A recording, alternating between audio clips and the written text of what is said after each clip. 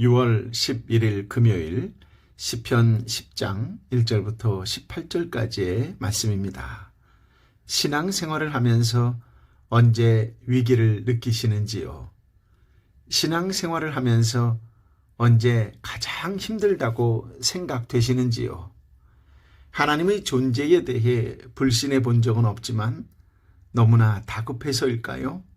너무 힘들어서일까요? 너무 아파서일까요? 하나님이 너무 멀리 계시는 듯 느껴지지 않습니다. 아무리 부르짖어도 묵묵부답입니다. 하나님의 임재에 의심이 들 때가 있습니다. 탄식 아닌 탄식이 저절로 나옵니다. 신앙생활의 가장 큰 위기가 아닐 수 없습니다. 시편은 저자가 억울하게 고소를 당했을 때 쓴 시로 알려져 있습니다. 하나님을 믿는 시인이 세상에서 너무나 억울한 일을 당해 하나님께 탄식합니다. 1절 말씀을 함께 읽어볼까요?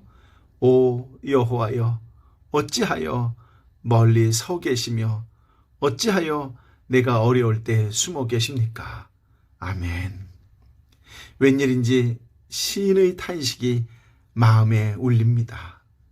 어찌하여 라는 이 한마디가 내 마음을 대변하듯 마음에 눈물이 고입니다. 시인이 어찌하여 라고 부르짖을 수밖에 없었던 것은 원수들의 박해로 인해 고통받고 있을 때 하나님께서 역사하시지 않고 있었기 때문이었습니다. 그러나 이 말은 하나님을 원망하는 불신앙적인 외침이라기보다는 하루속히 하나님의 역사가 나타나기를 간절히 간구하는 신앙적인 외침입니다. 시인은 악인에게 고통을 억울하게 당하여 심히 어려운 가운데 있는데 웬일인지 하나님이 방관자처럼 느껴지는 것입니다. 하나님의 도움이 절실한데 마치 숨어 계시듯 침묵하고 계시는 것처럼 느껴집니다. 그렇습니다. 시인이 느낀 것과 같이 하나님은 우리를 환난에서 즉시 건져주시지 않을 때가 있습니다. 왜냐하면 하나님은 큰 그림 가운데 모든 일을 주관하시기 때문입니다. 하나님은 인내하는 믿음을 원하십니다. 하나님이 숨어 계시듯 침묵하시는 분처럼 느껴질 때도 하나님께 가까이 나아가실 수 있게 되기를 예수님의 이름으로 축복합니다. 아멘. 앞서 시편 9편에서는 악인으로 인해 환난과 고통을 당하는 가난한 자의 상황, 가련한 자의 상황이 묘사되어 있었다면 시편에서는 의인에게 고통을 주는 악인의 모습이 자세히 묘사되어 있습니다. 먼저 2절부터 6절까지의 말씀을 함께 읽어볼까요? 악인들이 교만해 가난한 사람들을 학대하니 악인들이 자기 꾀에 넘어가게 하소서.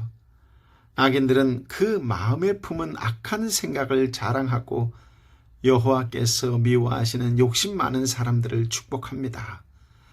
악인들은 교만하고 거만해 하나님을 찾지도 않으며 하나님이 없다고 생각합니다.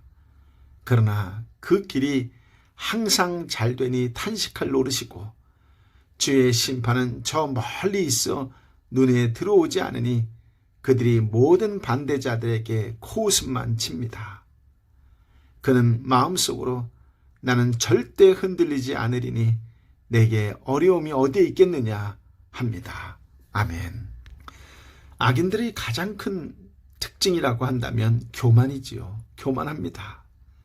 의인이 하나님을 자랑하는 것과는 정반대로 악인은 그 자신의 욕심을 자랑합니다. 악인은 마음에 욕심이 가득하여 하나님이 싫어하는 자가 탐욕을 채우기 위해 다른 사람들을 착취하는 자를 축복합니다. 악인은 교만한 얼굴로 하나님을 찾지 않으며 모든 사상에 하나님이 없다고 굳게 믿습니다. 그들은 세속적으로 일이 항상 잘 되며 잘 풀립니다. 이들에게는 주님의 심판이 멀리 있어 이들을 반대하는 자들을 마음껏 조롱하고 멸시합니다. 이들은 마음으로 자신들의 견고함을 믿고 대대로 환난을 겪지 않으리라 확신을 하지요. 절대 흔들리지 않고 어려움도 없을 것이라고 확신합니다. 7절부터 10절까지의 말씀을 함께 읽어볼까요? 그 입은 저주와 거짓과 위협으로 가득 차 있고 그 혀에는 해악과 허영이 있습니다. 그는 으슥한 뒷골목에 앉으며 은밀한 곳에서 죄 없는 사람들을 죽입니다. 그가 노리는 것은 가난한 사람들입니다. 그는 굴 안에 있는 사자같이 조용히 웅크리고 가난한 사람을 잡으려고 기다리다가 가난한 사람을 잡으면 그물로 덮쳐 끌고 갑니다.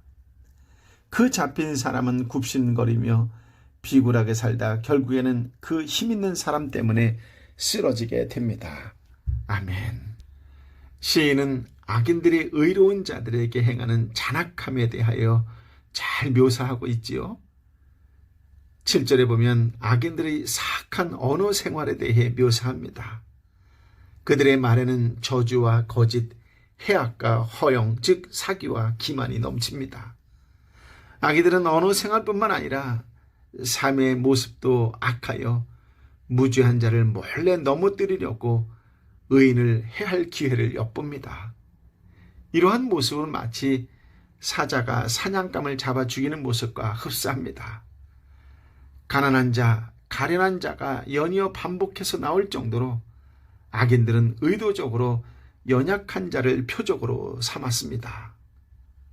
악인이 교활한 성격을 잘 드러내는 표현이지요. 11절에 보니 그는 마음속으로 하나님이 잊어버리셨다. 그분이 얼굴을 숨기시고 보지 않으시리라고 합니다. 그렇습니다. 악인은 하나님께서 인간 사이에 도무지 관여하지 않는다라는 악한 생각, 악한 사상을 주장합니다. 이러한 생각, 이러한 사상으로 말미암아 악인은 아무런 가책 없이 연약한 자들을 괴롭힐 수 있었던 것이지요. 시인은 세상의 일반적인 방법을 동원해 악인에 맞서 싸우지 않았습니다. 시인은 자신의 고통을 하나님께 들고 나아가 악을 악으로 갚아주시기를 기도합니다.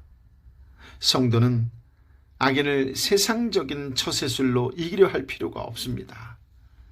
성도는 하나님이 악한 자를 멸하시도록 기도하면 됩니다. 하나님을 믿는 성도라면 악인들처럼 불신앙의 언어와 행동을 하고 있지 않은지 말씀 앞에서 자신을 돌아보시는 시간을 갖고 묵상하시기를 바랍니다. 12절부터 15절까지의 말씀을 함께 읽어볼까요?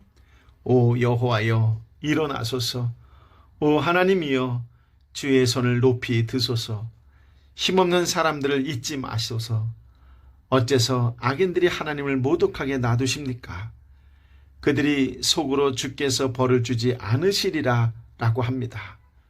그러나 주께서는 그것을 보셨습니다. 그 학대와 억울한 것을 보시고 주의 손으로 갚아주시려고 하시니 가난한 사람들이 그 몸을 주께 맡깁니다. 주께서는 고아들을 도와주시는 분입니다. 악인들과 악을 행하는 사람들의 팔을 부러뜨리소서. 모두 없어질 때까지 그 악함을 들춰내소서. 아멘.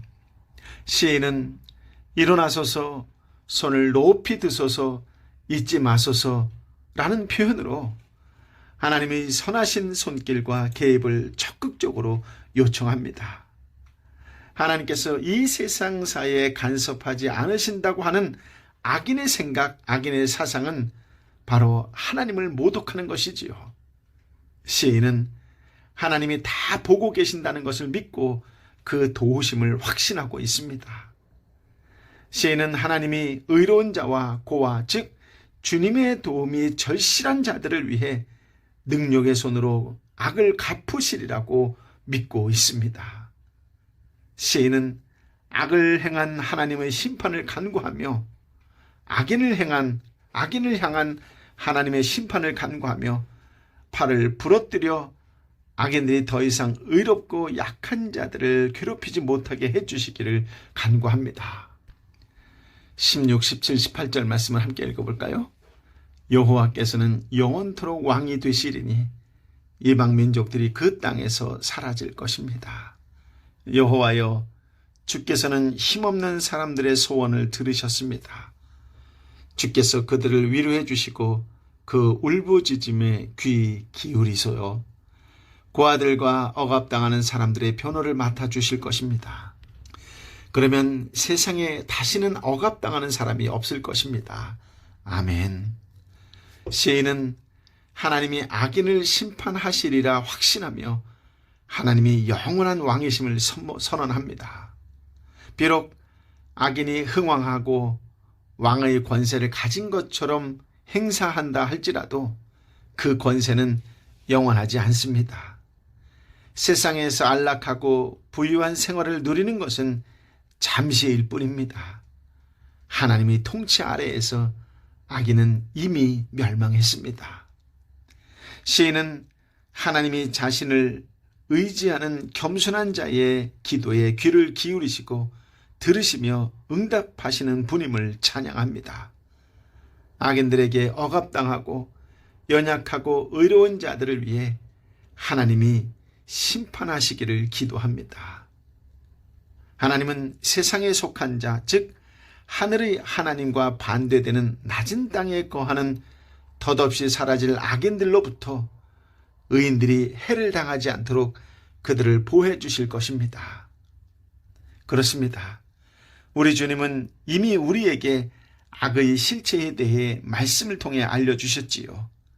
사탄은 우는 사자와 같이 성도를 집어삼키려고 합니다. 사탄의 영향력 아래에 있는 악인들도 의로운 자들을 해하려고 하는 것이 당연하지요. 그들은 하나님 앞에서 교만하게 말하고 행동하며 거짓과 속임수를 일삼고 심지어는 하나님이 우리를 버려 영원히 돌보지 않으신다고 저주를 쏟아냅니다. 그러나 그렇게 말한 그들은 이 땅에서 소멸할 것입니다.